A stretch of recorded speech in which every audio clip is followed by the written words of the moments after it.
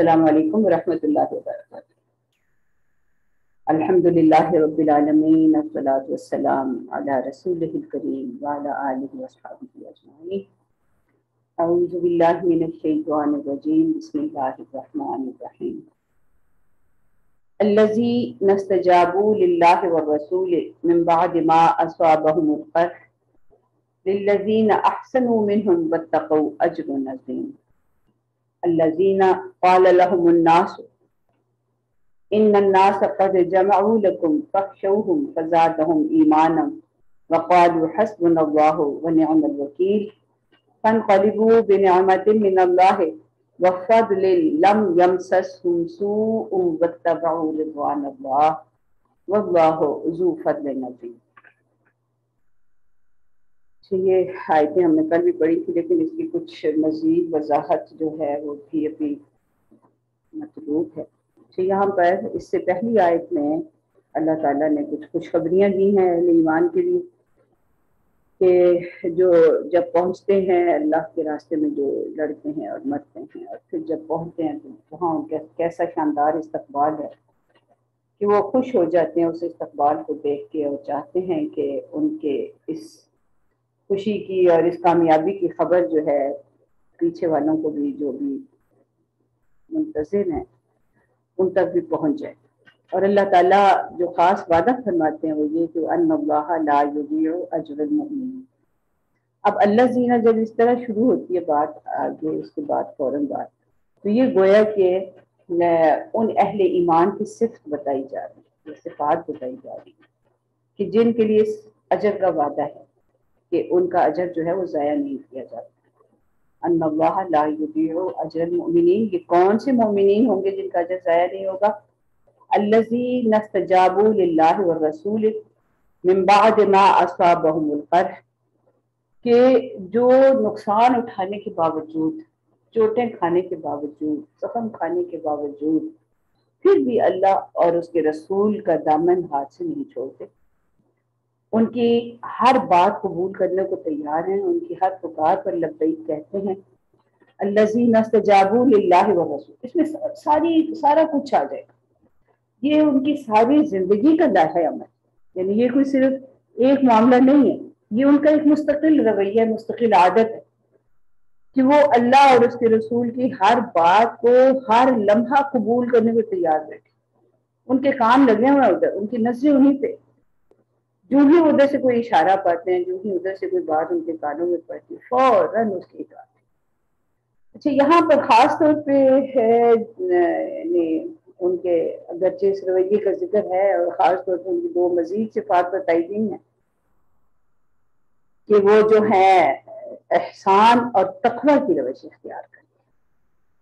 احسان اور تقوی، للذین احسنوا منہم واتقوا اجر عظیم، یعنی درجہ کمال کو پہنچی ہوئی ہے ان کی یہ جو ہے نا احسنو، یہ کمال کا درجہ ہے، کمال کو پہنچانے والا درجہ۔ تو یعنی وہ اللہ اور اس کی رسول کی وفاداری کے حق کو بہتر سے بہترین شکل میں ادا کرنے اور تقوی کے ساتھ ادا کرنا، اور نفاق کی تمام آلائشوں سے بچنے کی کوشش کرتے ہیں۔ یہ انتہائی بلند درجہ ہے، اور اس کے لیے جدوجہد کرنے والوں کے درجات اور مراتب ان کے باطنی خلوص اور ان کے ظاہری اعمال اور اقدامات کے لحاظ سے مختلف ہوتے ہیں۔ اب یہاں پر خاص طور پہ غزوہ احد کے تناظر میں اگر اس کو دیکھا جائے، کیونکہ ساری بات ہے نا غزوہ احد کے تناظر ہی میں ہو رہی ہے، اور یہاں پر بالکل کنٹینیوٹی کے ساتھ، تسلسل کے ساتھ ایک بات چل رہی ہے۔ تو جب ساری بات ان کے اجر کی ہو رہی ہے، تو ان کے یہاں پر مفسرین نے، بیشتر مفسرین نے جس واقعے کا ذکر کیا ہے وہ یہ کہ احد میں بہت سارے زخم کھانے کے بعد بھی ان میں کوئی کمزوری پیدا نہیں، یہ جو مخلص اہل ایمان تھے ان میں کوئی کمزوری پیدا نہیں ہوئی۔ اور ہوا یہ کہ جب ایک یعنی وہ تیسرا راؤنڈ جو تھا، جس طرح ہم نے پہلے بات کی کہ غزوہ احد کے ایک لحاظ سے 3 راؤنڈ ہوئے۔ پہلے میں اللہ تعالیٰ نے انہیں غلبہ عطا فرمایا، جس طرح اللہ تعالیٰ خود بھی کہہ رہے ہیں کہ تم ہی انہیں مار رہے تھے، پھر دوسرا ہوا جس میں اللہ تعالیٰ کہتے ہیں کہ تمہارے اندر کچھ تنازع ہوا اور کچھ کمزوری ظاہر ہوئی تو پھر نقصان اٹھانا پڑا، لیکن پھر جو ہی سنبھل گئے اور پھر ان کو غلبہ نصیب ہونے لگا تو پھر دشمن جو تھا وہ اس نے واپسی کی راہ لی۔ اب وہ واپس جانے کو تو چلے گئے، لیکن مفسرین بھی لکھتے ہیں اور سیرت کی کتابوں میں اس واقعے کی بڑی تفصیل بیان ہوئی ہے کہ جاتے جاتے ابو سفیان جو تھے وہ کیا کچھ کہہ کے گئے اور کیا کیا ڈائلاگ ہوئے۔ پھر یہ بھی اگرچہ وہ اس وقت کہہ کے گئے کہ ہاں ٹھیک ہے آئندہ سال پھر مقابلہ ہوگا، لیکن فوری طور پہ یہ ہوا ہے کہ وہ روحا جو مدینہ کے ایک لحاظ سے مطلب چند کلومیٹرز کے فاصلے پر ہی ہے، وہاں پہنچے تو انہیں پھر یہ احساس ہوا کہ انہوں نے تو بڑی جلدی کی واپس آنے میں اور یہ انہوں نے غلطی کی ہے۔ انہیں تو اچھی طرح اب جب انہیں کچھ غلبہ نصیب ہو ہی رہا تھا تو اچھی طرح ختم کرنا چاہیے تھا اہل ایمان کو، مسلمانوں کو۔ ابھی وہ انہی سوچوں میں تھے اور نبی صلی اللہ علیہ وسلم کو بھی ان کے ارادے کی خبر مل گئی۔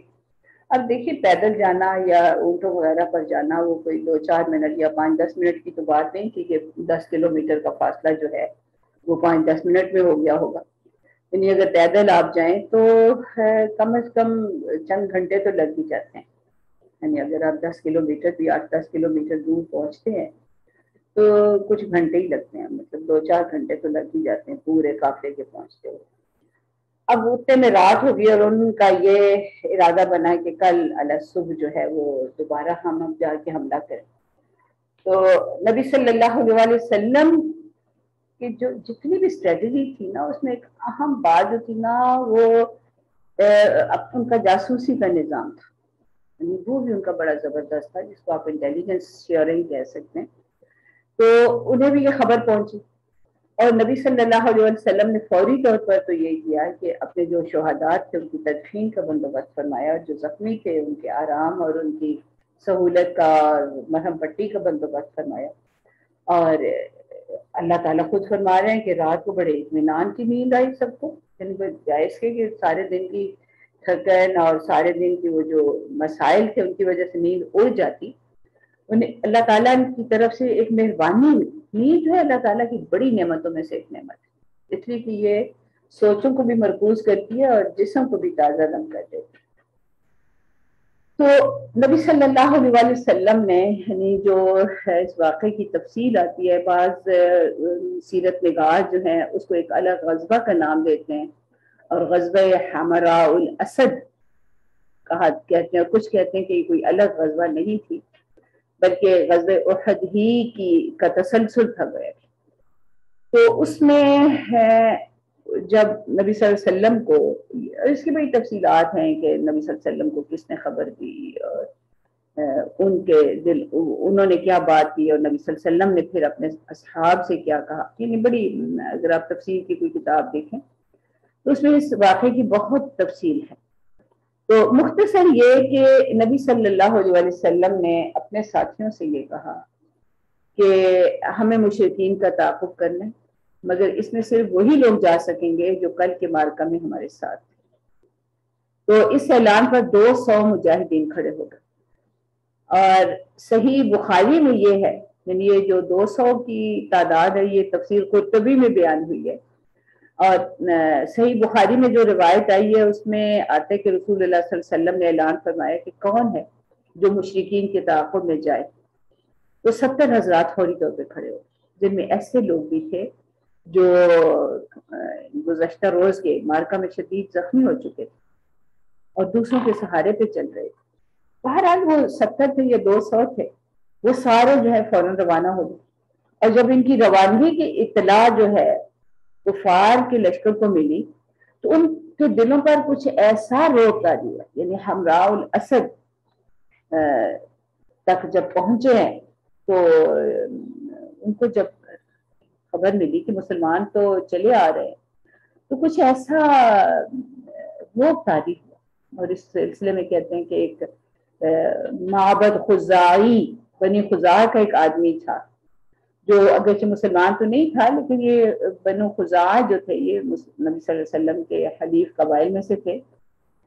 تو وہ جب وہ گئے اور انہوں نے ابو سفیان کو بتایا, ان کو محسوس ہوا جب ان میں پہنچے کہ یہ لوگ بھی کچھ سوچ رہے ہیں کہ ہم واپس مدینہ جائیں, تو کہنے لگے تم کس دھوکے میں ہو, ہمارا خیال ہے مسلمان کمزور ہو گئے, وہ بڑے جذبے میں ہیں, وہ تو بڑی انتقامی ان میں جذبہ ہے, اور وہ بڑے اب تیاری کے ساتھ نکل پڑے ہیں تمہارے تعاقب کرنے کے لیے.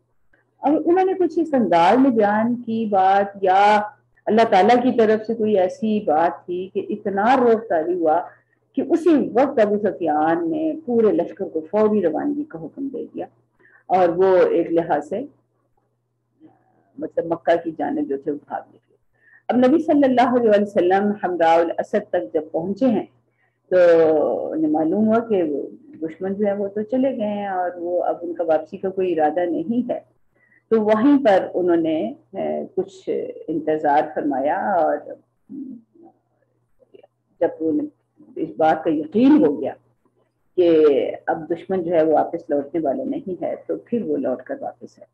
اب یہاں پر مزید تفصیلات جو بتاتے ہیں مفسرین یہ کہ وہاں پر انہیں اور بھی کامیابیاں نصیب میں, جس طرح نبی صلی اللہ علیہ وسلم کہیں بھی جاتے تھے تو کوئی ایسا تو نہیں ہوتا تھا کہ جا کے سیر کر کے پکنک منا کے واپس آ گئے, بلکہ بڑے بڑے کام کرتے تھے, یعنی جہاں جس سے رابطہ ہو سکتا تھا اس پر دین کی دعوت پہنچانا, اور اگر کوئی تجارت کا موقع ملتا تھا تو وہ بھی کر لیتے تھے, یعنی جہاد کے لیے نکلے اور ساتھ تجارت بھی ہو رہی. اور ایسا بہت سارے معاملات میں ہوا, کہتے ہیں یہاں بھی ایسا ہی ہوا, حمراء الاسد میں بھی انہوں نے کچھ ایسے بھی معاملات بھی ہو گئے, یعنی کچھ تجارت بھی ہو گئی اور کچھ دعوت اور تبلیغ بھی ہو گئی. اور تو اسی کو اللہ تعالیٰ فرماتے ہیں کہ الذین, یعنی ایک پہلی بات تو یہ کی نا کہ الذین استجابوا للہ والرسول من بعد ما اصابهم القرح, یعنی زخم پہنچنے کے باوجود انہوں نے اللہ اور اس کے رسول کی دعوت پر یا ان کی پکار پر لبیک کہا. اور جب لوگوں نے انہیں ڈرانے کی کوشش کی, قال لهم الناس ان الناس قد جمعوا لكم, کہ وہ تو تمہارے خلاف جمع ہو رہے ہیں, فخشوہم, تو ان سے ڈرو, فزادہم ایمانا, تو ڈرنے کے بجائے ان کے ایمان میں اور اضافہ ہو گیا. وقالوا حسبنا اللہ ونعم الوکیل, اور وہ کہنے لگے کہ ہمارے لیے تو اللہ ہی کافی ہے اور وہ بہترین کارساز ہے, بہترین وکیل ہے. فانقلبوا بنعمت من اللہ, بس وہ لوٹے اللہ کی نعمت کے ساتھ.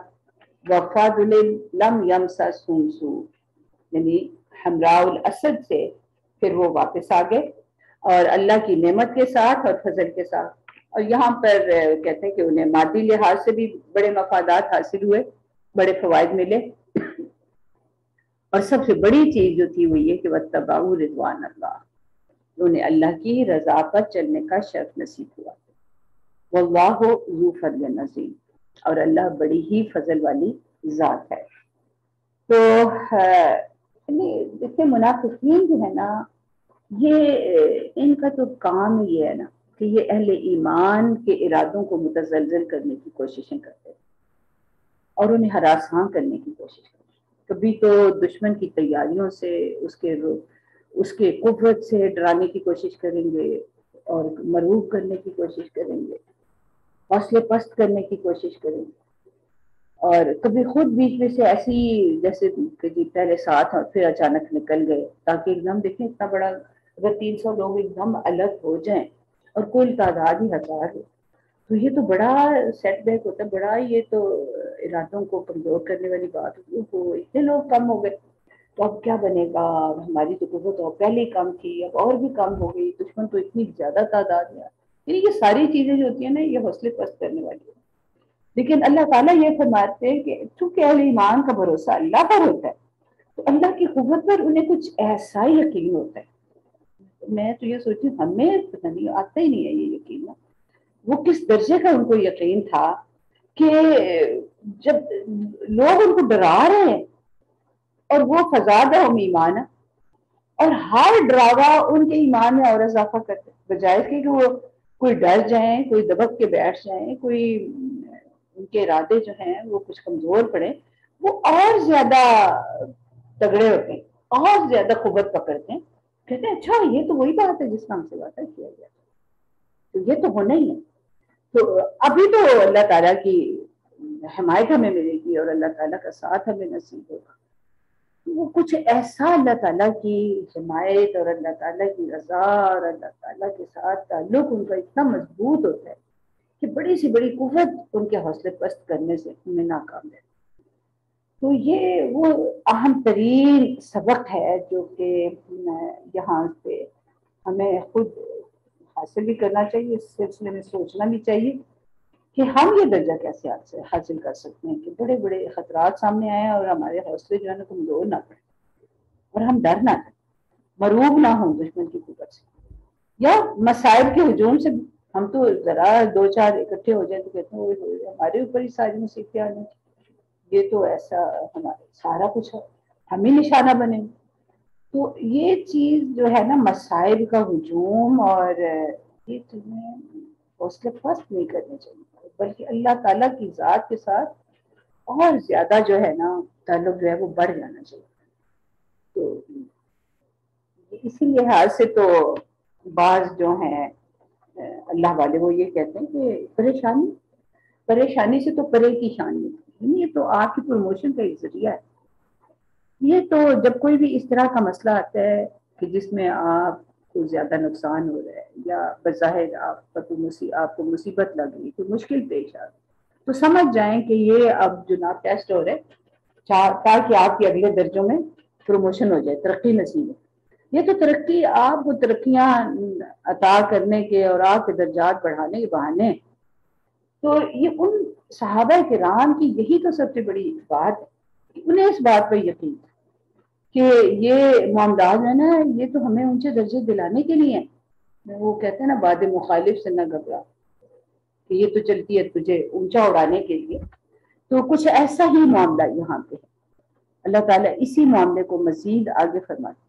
اچھا وہ جو بدر والی بات ہے نا وہ تو اگلے سال کی ہے، اور یہ ساری آیات جو ہیں یہ غزوہ احد ہی کے تناظر میں آئی ہیں، اور تقریباً تمام مفسرین یہ کہتے ہیں کہ یہ اسی غزوہ احد ہی کے تناظر کی ہی ساری بات ہو رہی ہے۔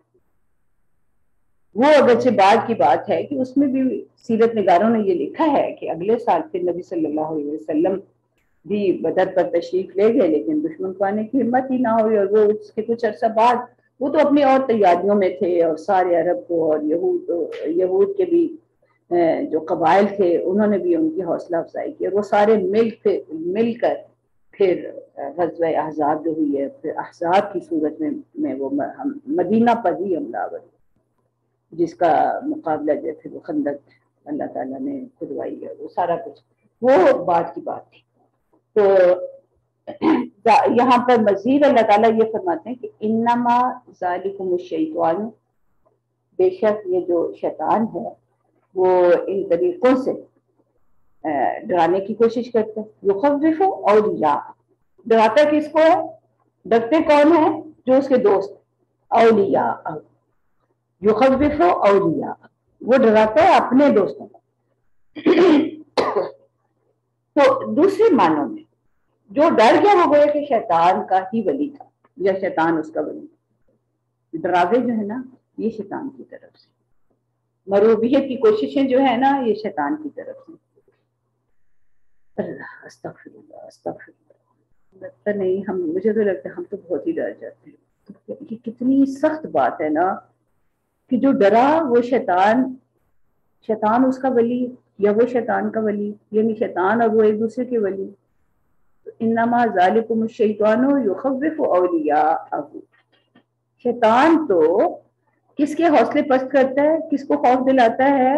اپنے دوستوں کو، اپنے اولیاء کو۔ اللہ ہم میں سے ہر ایک کی یہ خواہش ہے کہ وہ ولی اللہ ہو، اور یہاں پہ کہا جا رہا ہے کہ وہ ولی شیطان بن جاتے ہیں لوگ، جو مصائب کے ہجوم سے، جو مشکلات کے ہجوم سے، جو دشمنوں کی قوت سے مرعوب ہوتے ہیں، ڈرتے ہیں اور اپنے کمزور پڑ جاتے ہیں۔ انما ذالکم الشیطان، یہ شیطان ہے جو دلوں میں یہ خوف پیدا کر رہا ہے، جو دلوں میں یہ دشمن کے لحاظ سے مرعوبیت پیدا کر رہا ہے، اور وہ کس پر شیطان کے یہ وار چلتے ہیں؟ اپنے ولیوں پر، اپنے دوستوں پر. تو جو ولی اللہ ہوتے ہیں نا ان کے دل پر اس شیطان اثر ڈال ہی نہیں سکتا، دروازے ہی بند ان کے شیطان کے. یہ پتہ نہیں ہماری تو پتہ نہیں کتنی کھڑکیاں کتنے دروازے کھلے ہوئے شیطان کو دخل اندازی کے. اللہ ربی بالکل ذنب بہت ہی یہ اس آیت کے اس ٹکڑے کو آپ دیکھیں نا، اس پر غور کریں اور اپنے حالات کو دیکھیں. صحابہ کرام نے تو ساری کھڑکیاں دروازے بند کر لیے تھے. شیطان تو راستے بدل لیتا تھا ان کو دیکھ. کوئی جرات نہیں ہوتی تھی کہ ان کے کوئی رکھنا جو ہے کوئی ایسی چیز جو ہے وہ کوئی کسی سے گھس سکے. ذرا برابر انہوں نے کوئی رکھنا چھوڑا ہی نہ اس کے آنے کے. فلا تخافوہم، تو تم تو نہیں ہو نا اولیاء الشیطان، تم تو اولیاء اللہ ہو. صحابہ کرام کے لیے کتنا بڑا اعزاز ہے کہ آپ لوگ تو اولیاء اللہ ہو، آپ تو اللہ کے ولی ہو، اللہ آپ کا ولی. فلا تخافوہم، تو آپ کو ان لوگوں سے ڈرنے کی ضرورت ہی نہیں ہے. فلا تخافوہم، بس آپ ان سے نہ خوف کھائیں. وخافونی ان کنتم مؤمنین. گویا کہ اہل ایمان کی ایک اہم صفت یہ ہے کہ وہ صرف اللہ کا خوف دلوں میں رکھتے ہیں. وخافون، اور خوف بھی کیا کہ وہ جو سب سے مطلب جو میرا محبوب ہے. محبوب ایک ہی ہوتا ہے ویسے، اصلی محبوب تو ایک ہی ہوتا ہے. باقی محبتیں جو ہوتی ہیں نا بس اسی حد تک ہوتی ہیں کہ محبوب جو ہے نا، محبوب حقیقی جتنی اجازت ہے بس اتنی محبت کسی اور چیز سے رکھی جا سکتی ہے، کسی اور ہستی سے رکھی جا سکتی ہے. اب یہاں وہ کہتے ہیں کہ وہ خافونی، لیکن اصل میں یہ خافونی جو ہے نا کہ مجھے سے ڈرنا، یہ صرف یہ ڈر ہے کہ محبوب کی نظر التفات سے معلوم ہی نہ ہو جائے. بڑی بڑا یہ ڈرامہ ہوتا ہے کسی محب کے لیے کہ وہ اسے یہ پتا چلے کہ محبوب کی نظر التفات سے وہ معلوم ہو گیا، یا وہ محبوب کے ساتھ اس کا کوئی تعلق کمزور ہو گیا، یا محبوب کے تھوڑا سا ناراض ہو رہا ہے. تو اتنا درجے کی ناراضگی یا تقدر جو ہے نا محبوب کے دل میں جو پیدا ہو سکتا ہے، تو یہ محبین جو ہیں وہ بھی ان کے لیے گوارا نہیں.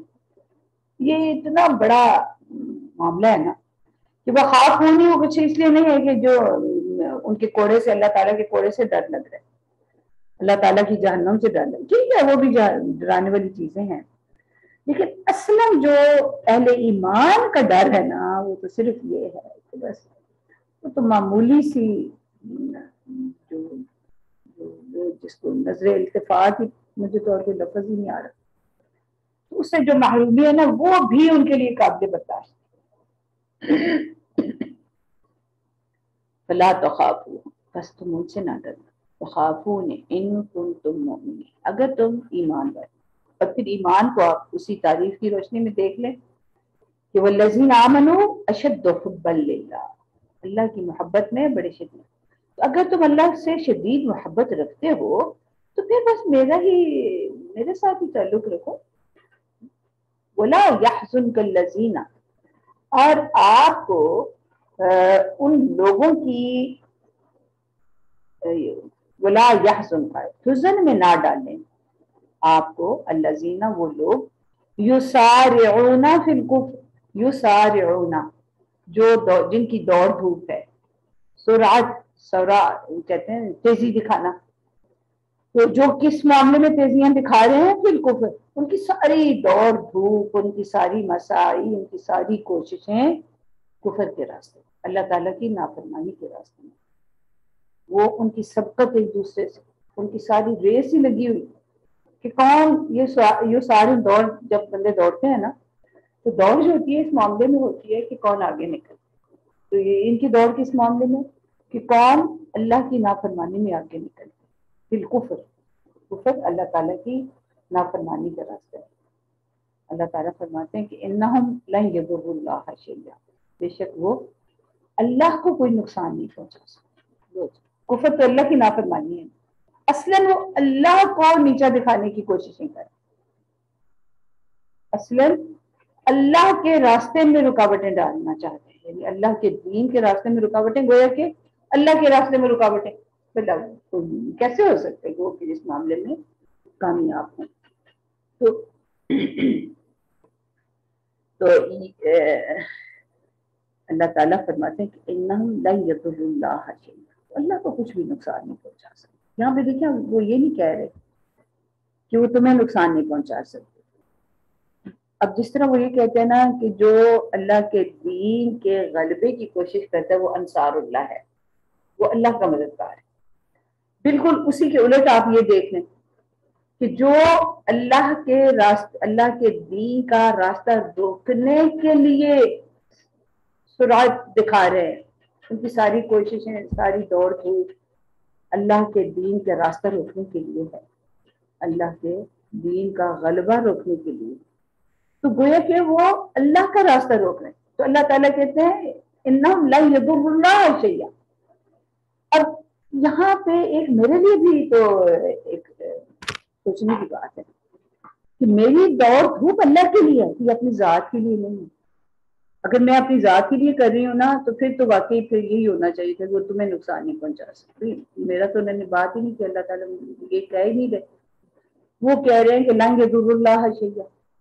تو میرا بھی جو ساری تگ و دو ساری نظر ہے وہ اسی پر ہونی چاہیے کہ اللہ کی مددگار بنوں، انصار اللہ بنوں۔ تو جب میں اللہ کی مددگار ہوں، اللہ کے راستے میں دوڑ دھوپ کر رہی ہوں اور میں اللہ کے دین کی سربلندی چاہوں، تو بس میں تو اپنے اس لحاظ سے کامیاب ہوں۔ اگر میں اس کام میں اخلاص کے ساتھ شریک ہوں، کر رہی ہوں، تو بس جتنی میرے میں ہمت ہے، جتنا فہم ہے، اگر میں کر رہی ہوں تو بس ٹھیک ہے۔ تو اب اگر دشمن کی دوڑ دھوپ وہ میری ذات کے خلاف نہیں ہے، وہ اس دین کے خلاف ہے جو اللہ کا دین ہے، وہ اللہ کے خلاف ہے، اصلاً اللہ کے خلاف ہے۔ اس لیے مجھے جو تسلی دلائی جا رہی ہے نا، اب دیکھیں نا، جو میرا محبوب ہے اس کو کوئی اگر تکلیف پہنچائے تو اس سے مجھے بھی تکلیف ہوتی ہے نا، تو تسلی مجھے اسی لحاظ سے دلا رہے، نہیں نہیں تم فکر نہ کرو، تمہارے محبوب کو کچھ نہیں ہوتا، تمہارے محبوب کو کوئی نقصان نہیں پہنچا سکتا۔ انہم لا یضر اللہ شیئا، بے شک وہ اللہ کا کچھ بھی نہیں بگاڑ سکیں گے۔ یرید اللہ اللہ یجعل لہم حظا فی الآخرہ، تو ان کی یہ دوڑ دھوپ ہے نا، اللہ تعالیٰ نے انہیں ڈھیل دی ہوئی ہے، پوری چھٹی دی ہوئی ہے، کر لیں جو کرنا ہے، اور اس چھٹی سے، اس ڈھیل سے ہو کیا رہا ہے؟ گویا کہ اللہ تعالیٰ ان کو یہ مہلت اس لیے دے رہے ہیں، یہ دیکھیں یہ ان کے ارادے پہ ہے نا، وہی سورہ لیل والی بات کہ جو جس راستے میں کوشش کرنا چاہتا ہے تو اللہ تعالیٰ اس کو اسی راستے میں فیسیلیٹیٹ کرتے ہیں، اسی میں چلا دیتے ہیں، کہ جو اسر کا راستہ اختیار کرنا ہے، اسر ہی ہوا نا کہ انجام جس کا غلط ہو، خراب ہو، تو وہ پھر اسر والی بات۔ تو جو یرید اللہ اسرن تو پھر فسنیسرہ للعسرہ، اور جو یرید جو تم میں سے جو یسر کا خواہش مند ہے تو اس کو یسر میں دکھا دے دی جاتی ہے سہولت، تو جو ہے اسر کا خواہش مند ہے تو اس کو اسر میں دے دی جاتی ہے۔ تو یہ تو اللہ تعالیٰ نے ہماری نیتوں اور ارادوں پہ ہی سارا جو رکھا ہوا نا، سارا معاملہ رکھا ہوا۔ تو اس لحاظ سے ان کو اللہ تعالیٰ نے جو ڈھیل دی ہوئی ہے وہ جو ہے نا فَسَنُيَسِّرُهُ لِلْيُسْرَىٰ فَسَنُيَسِّرُهُ لِلْعُسْرَىٰ، یہ الفاظ ہے نا سورہ لیل، تو وہ خود ڈھیل دیتے ہیں نا، تو کہتے ہیں یرید اللہ، اس ڈھیل دینے سے اللہ کے اپنے دشمنوں کو ڈھیل دینے سے اللہ کا منشا کیا ہے؟ اللہ یہ چاہتے ہیں اللہ یجعل لہم حظا فی الآخرہ، تو وہ ٹھیک ہے دنیا میں اپنے سارے شوق پورے کر لیں اور آخرت میں ان کے لیے کوئی حصہ نہ ہو۔ اللہ یجعل لہم حظا فی الآخرہ وَلَهُمْ عَذَابٌ عَظِیمٌ، اور ان کے لیے بہت بڑا عذاب ہو۔ ان الذی اشتروا الکفر بالایمان لن یضر اللہ شیئا، دوبارہ وہی بات کہ یقینی یہ بات ہے کہ وہ لوگ جو ایمان کے بدلے میں کفر کے خریدار بنتے ہیں، سودا کر رہے ہیں، اشترا ہوتا ہے نا کہ عدل بدل کرنا، ایک چیز دے کے اس کے بدلے میں کچھ لینا، اب یہ لوگ ایمان کے بدلے میں کفر کے خریدار یا ایمان کے مقابلے میں کفر کے خریدار ہیں. لا یضر اللہ شیئا، وہ اللہ کو ذرہ برابر کوئی نقصان نہیں پہنچا سکتے. وَلَهُمْ عَذَابٌ علیم، بلکہ اپنے ہی لیے عذاب علیم کے خریدار بنے ہوئے. وَلَهُمْ، اور ان کے لیے ہے بڑا تکلیف دہ عذاب. یہ ہے یہ ساری آیات اگر آپ دیکھیں تو یہ آیات جو ہیں ابھی کیا اس کی مزید بھی تفصیل آ رہی ہے کہ نبی صلی اللہ علیہ وآلہ وسلم اور اہل ایمان کی طرف بہت ہی زیادہ مہربانی اور التفات کے ساتھ جو ہے نا اس کا اظہار. تو جو منافقین اہل ایمان کی صفوں میں گھسے ہوئے تھے یا یہود جو پروپیگنڈا کر رہے تھے، تو اس سارے پھر ان کو پھر خاص طور پہ غزوہ احد کے جو معاملات ہوئے تو انہیں کچھ یہ کہتے ہیں تھوڑی بہت طمع ہو گئی کہ ہم سارے مل کر اگر چاہیں نا تو ان سب کو ختم کر سکتے اور اس دین کا راستہ روکا جا سکتا. اب جب ان کی اس طرح کی تیاریاں شروع ہوئیں اور اس طرح کی سرگرمیاں شروع ہوئیں اور انہوں نے باتیں بھی بڑھ بڑھ کے کرنا شروع کی تو ظاہر ہے اہل ایمان کے دل پریشان تو ہوتے ہیں، انہیں تکلیف تو پہنچتی. اللہ تعالیٰ یہ ایک لحاظ سے یقین دہانی کرا رہے ہیں اہل ایمان کو کہ آپ کو ذرا بھی پریشان ہونے کی ضرورت نہیں.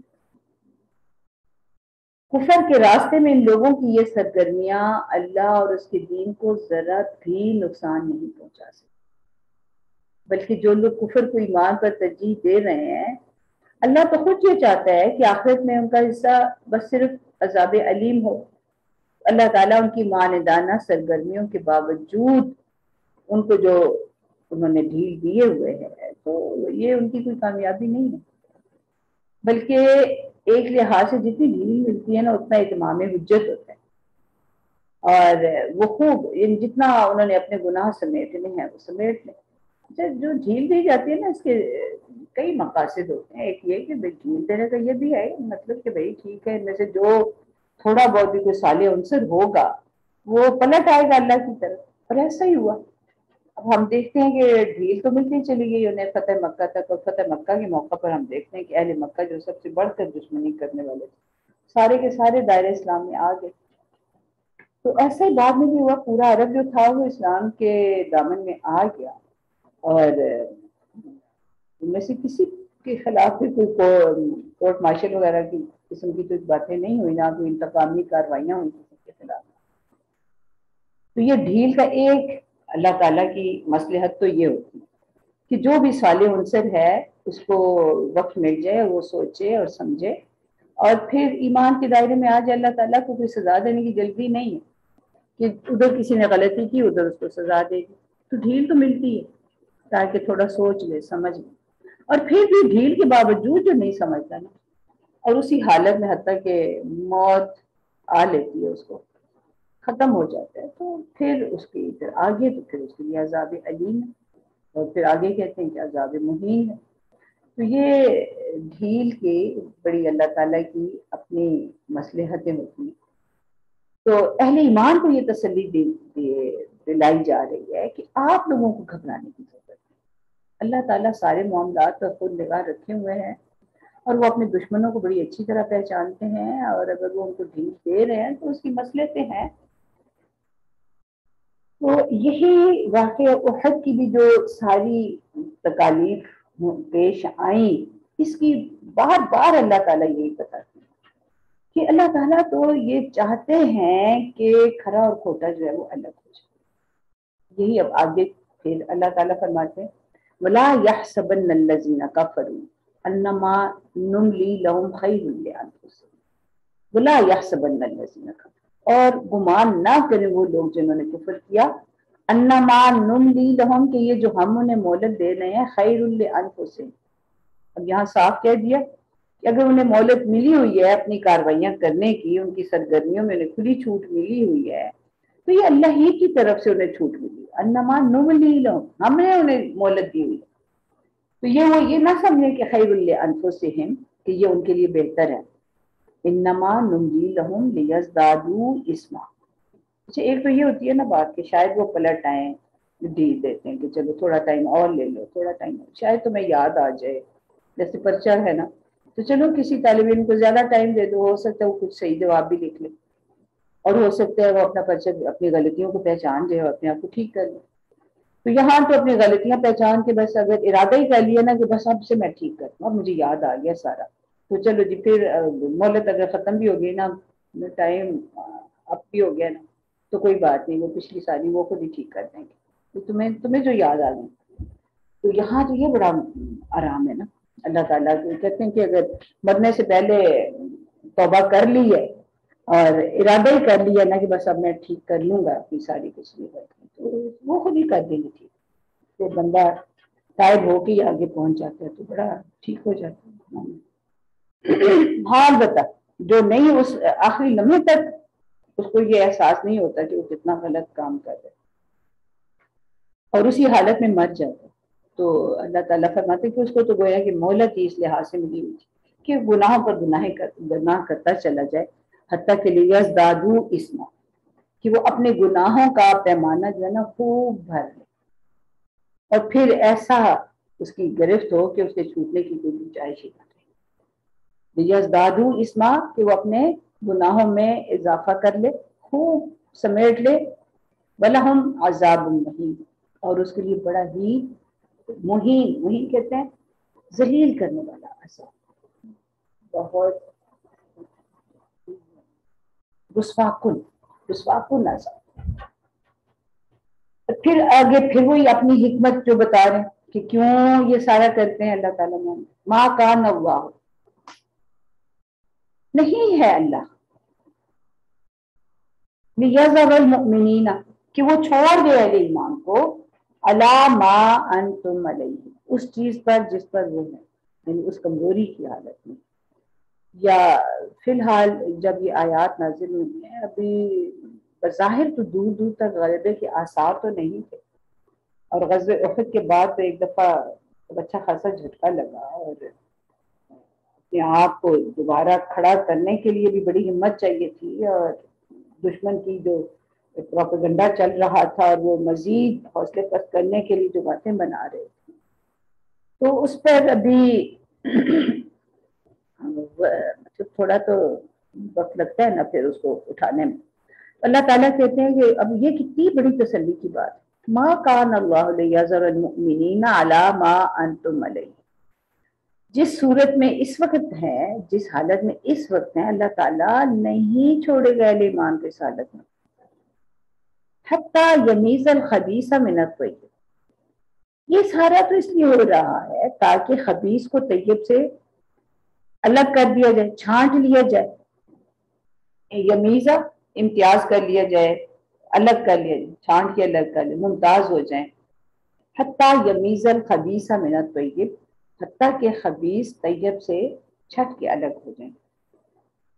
وما کان اللہ لیطلعکم علی الغیب، لیکن اللہ جو ہے وہ اپنے غیب پر آپ کو مطلع نہیں کرتا.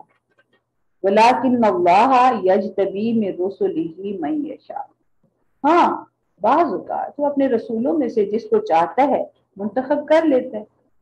اب یہ جو ہے یعنی یہ غیب ہی ہے نا کہ یہ کب اللہ تعالیٰ وہ غلبہ نصیب کریں گے اور کیسے کریں گے، یہ تو بھی نہیں پتا نا. اب ہم بھی یہ کہہ سکتے ہیں کہ اگر ہماری بھی ایمان کی ویسی حالت ہو جیسی صحابہ کرام کی ہے تو یہ معاملہ جلدی بھی ہو سکتا ہے. صحابہ کرام کو بھی آپ دیکھیں نا، یعنی غلبہ نصیب ہونے میں 20-22 سال تو لگ گئے نا.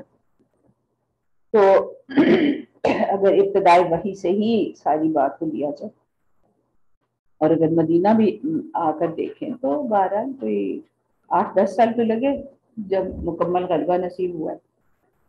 تو اللہ تعالیٰ یہ فرماتے ہیں کہ آپ کو یہ نہیں بتایا جا رہا یہ جو ٹائم فریم ہے کہ کتنا وقت لگے گا اس غلبہ کے نصیب میں، اور یہ کیسے ہوگا. یہ سارے غیب کے امور ہیں، مستقبل کے امور غیب کے امور ہیں. اللہ تعالیٰ کی ایک پلاننگ چل رہی ہوتی ہے، اللہ تعالیٰ اپنے اس منصوبے کے مطابق اس وقت کے مطابق سارے معاملات چلا رہے ہوتے ہیں. تو وہ کہتے ہیں کہ اللہ تعالیٰ اپنے وما کان، اللہ کا یہ کام نہیں ہے یہ اللہ کی ذمہ داری نہیں ہے لیطلعکم علی الغیب کہ وہ تمہیں پہلے سے غیب کی خبر دے دے. ولکن اللہ یجتبی، بلکہ اللہ جو ہے اس کا وہ جس کو چاہے قبول کر لے، میں رسول من یشاء، منتخب کر لے اپنے رسولوں میں سے جسے چاہے. کس کام کے لیے؟ کہ کچھ تھوڑا بہت غیب ان کے علم میں آ جائے. اب یہ اللہ تعالیٰ ہی کا عطا کردہ خیر ہے، وہ جتنا بھی عطا کرتا ہے. تو نبی صلی اللہ علیہ وسلم کو مستقبل کے بارے میں جو باتیں اللہ تعالیٰ نے اطلاع دی ان کی، اور نبی صلی اللہ علیہ وسلم نے ہمیں بھی ان سے مطلع کیا، اور بہت ساری باتیں ایسی ہیں جو نبی صلی اللہ علیہ وسلم نے فرمائی اور وہ پوری ہوتی چلی آ رہی ہیں. بہت ساری ایسی خبریں ہیں جو مدتوں بعد جا کے پوری ہوئی ہیں، بہت سی ایسی ہیں جو ابھی پردے میں ہیں، اور آپ کا فرمان ہے کہ ایسا ہوگا اور ایسا ہوگا. مختلف ہے نا مستقبل کے بارے میں. قیامت کی کہیں اسے قیامت کی علامات کے طور پہ بتایا گیا، اور کہیں اہل ایمان پر یہ اور یہ حالات آئیں گے اور ایسا ہوگا. تو ایسا نہیں ہے کہ سارا غیب جو ہے وہ حضور صلی اللہ علیہ وسلم کے علم میں تھا، بلکہ اتنا ہی جتنا اللہ نے انہیں عطا فرمایا. اس کا مطلب یہ ہے کہ اللہ تعالیٰ عطا فرما سکتے ہیں اپنے علوم میں سے جو مرضی علم کسی کو دے دیں اور جتنا مرضی دے دیں. وہی بھی تو آخر دی ہے نا، ہدایت کا راستہ بھی تو اللہ ہی عطا کرتا ہے نا. یہ بھی انہوں نے یہ تو نہیں کہا کہ نبی صلی اللہ علیہ وسلم اپنے دل سے کر رہے ہیں کوئی بات، کیونکہ وہ تو وہی کہتے ہیں جو ان کو وحی ہوتی ہے. یعنی اللہ تعالیٰ ہی بتاتے ہیں. ہدایت کا راستہ بھی انہوں نے بتایا. تو اگر مستقبل کی کوئی خبریں تو وہ خود اپنے رسولوں میں سے جس کو چاہے جتنی چاہیں دیتی. یعنی غیب کا جتنا علم دینا پسند کیا اللہ تعالیٰ نے اتنا دیا، یا جتنا ضروری سمجھا اتنا دیا. تو اس لحاظ سے یہ معاملات جو ہے نا بس ان کو صلی دیتے جانتے ہیں کہ یہ کیا معاملہ ہے. ہمارا کیا کام ہے؟ فآمنوا باللہ ورسولہ. تمہارا کام یہ ہے کہ ان سارے معاملات میں اللہ اور اس کے رسول کے ساتھ ایک بڑا مضبوط تعلق رکھو. جب آمنو کہا جاتا ہے نا، یہ ایسے کوئی سطحی سی بات نہیں ہوتی کہ ہاں ہم کلمہ گو ہیں، ہم تو کلمہ پڑھنے والی نہیں، بلکہ یہ بڑا مضبوط تعلق ہے، بڑا محبت والا تعلق ہے. وَإِن تُؤْمِنُوا وَتَتَّقُوا فَلَكُمْ أَجْرٌ عَظِيمٌ. بس اگر تم ایمان لاتے ہو اور تقویٰ کرتے ہو تو تمہارے لیے اجر عظیم ہے. تو اس لحاظ سے یہ یعنی اللہ تعالیٰ کی جو منشا ہیں اور حکمتیں ہیں، تو سب سے بڑی حکمت تو یہاں پہ یہی پتہ چلی نا کہ مخلص اور منافق کے درمیان فرق واضح ہو جائے. خبیث اللہ تعالیٰ اس کو کہہ رہے ہیں. طیب وہ ہے جو اپنے رب کو، اپنے محبوب کو پہچان گیا، اپنے معاملات اس نے ٹھیک کر لیے اپنے رب کی، اپنے محبوب کی دی ہوئی ہدایات کی روشنی میں. اور خبیث وہ ہے جس کو اس پاکیزہ راستے کی سمجھ ہی نہ آئی، اس نے شیطان کے راستے کو پسند کر لیا.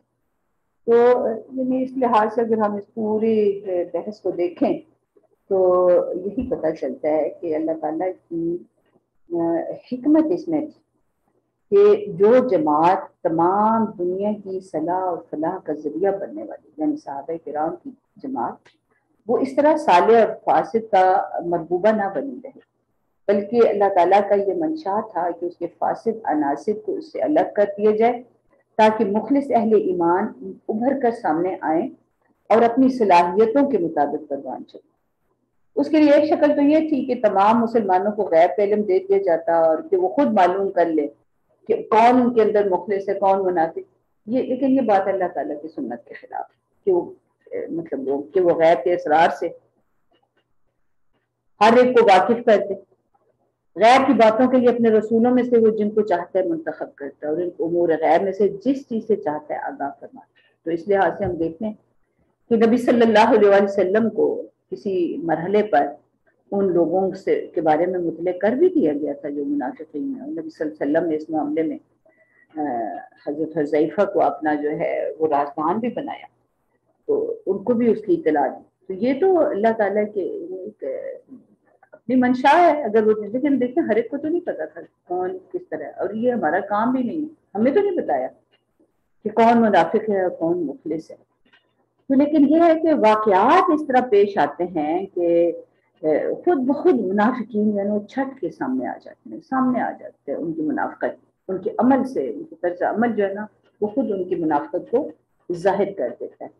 تو یعنی یہی صورت اللہ تعالیٰ بیشتر امور میں اکثر جو ہے وہ یہی مجموعی طور پر یہی اختیار کرتے ہیں کہ کوئی ایسے پوری جماعت کو یا پورے امت کو کسی ایسے امتحان میں مبتلا کر دیتے ہیں جو کھرے کھوٹے اور مخلص اور منافق کو چھانٹ کر الگ کر دیتے ہیں۔ تو اللہ تعالیٰ کی سنت کے مطابق یہی عمل ہے، اور غزوہ احد میں یہ امتحان سامنے آ گیا، اور اس امتحان میں اہل اللہ کی یا اس جماعت المسلمین کے اندر جو موجود تھے لوگ، کھوٹے لوگ جو تھے، ان کو ایک طرح کا چھان کے الگ کر دیا۔ تو بہرحال ہر دور میں اللہ تعالیٰ کی یہ مصلحتیں، یہ حکمتیں جو ہیں وہ ظاہر ہوتی رہتی ہیں۔ ہمارا کام یہ ہے کہ ہم اپنا تعلق جو ہے وہ اپنے رب کے ساتھ بڑا مضبوط رکھیں۔ وَإِن تُؤْمِنُوا وَتَتَّقُوا فَلَكُمْ أَجْرٌ عَظِيمٌ۔ تمہارا کام یہ ہے کہ تم وہ ایمان کا اعلیٰ درجہ، محبت والا درجہ، تعلق جو ہے وہ اپنے اللہ کے ساتھ رکھیں، تو پھر انشاءاللہ تمہارے لیے اجر عظیم ہے، دنیا اور آخرت کی کامیابی۔ اللہ تعالیٰ ہم سب کو صحیح علم، فہم اور عمل نصیب فرمائے اور وہ درجات نصیب فرمائے۔ آخر دعوانا الحمدللہ رب العالمین۔